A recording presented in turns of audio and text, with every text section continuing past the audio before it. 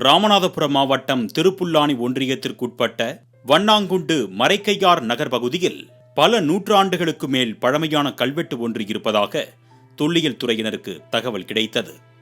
இதனையடுத்து தொல்லியல் துறையினரும் வருவாய்த்துறையினரும் அங்கு வந்து ஆய்வு செய்தனர்.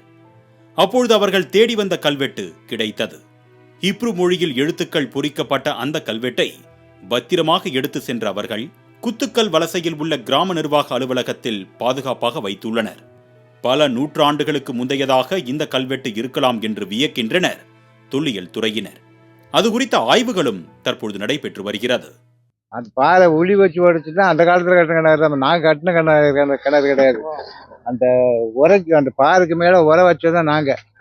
அதோட வெளியே தூக்கி போட்டு நாங்கள் சரி நல்லா இருக்க நம்ம என்ன அப்போ இதெல்லாம் சோப்பு இது போட்டு துணி துவைச்சிக்கிறோம்னு சொல்லி நாங்கள் 3 குடும்பம் இங்கே பாவச்சிக்கிட்டு இருந்தோம். அப்போ அதோட அன்றைக்கி அந்த அதிகாரி பார்த்து கேட்க வந்து நான் சொன்னேன், இந்த மாதிரி எழுதியிருக்கப்பா பாருங்க அப்படின்ட்டு. அவர் நல்லா கழுவி சுத்தம் பண்ணி பார்க்கும்போது அது வந்து ஏதோ யூசர் மொழி அப்படின்னு ஒரு ஆள் சொன்னாரு. அது நம்மளுக்கு தெரியாது, இது கவர்மெண்ட் கேட்போம்னு சொல்லி வேற ஆளுகளுக்கு போன் பண்ணி ஒரு 3-4 பேர் 4 பேர் 2 பேர் வந்து பார்த்தாங்க. அப்புறம் லாஸ்ட் ஆகிட்டு ஒரு 10 பேர் இருக்கு பைக்கு. அன்னைக்கு வந்து நான் தோப்புக்கு மாடு வெட்ட போயிட்டேன். எடுத்து போக வந்தவங்க தான். அப்புறம் என்னை கூப்பிட விட்டு கேட்டாங்க, இந்த மாதிரி விவரத்தில் சொன்னேன். அப்போ போட்டோ எடுத்துக்கிட்டு நீ இதை வந்து கையெழுத்து போடுங்க. அதாவது சரி எடுத்து போறோம்னு சொன்னாங்க. அப்புறம் ஆட்டோ ஓட்டுக்கிட்டு வச்சு அவங்க எல்லாம் நாங்கள் சேர்ந்து ஏற்றி விட்டோம், கொண்டு போனாங்க. ஆனால் விலை மதிக்க முடியாத இந்த கல்லை துணி துவைக்க பயன்படுத்தி இருக்கிறது ஒரு குடும்பம்.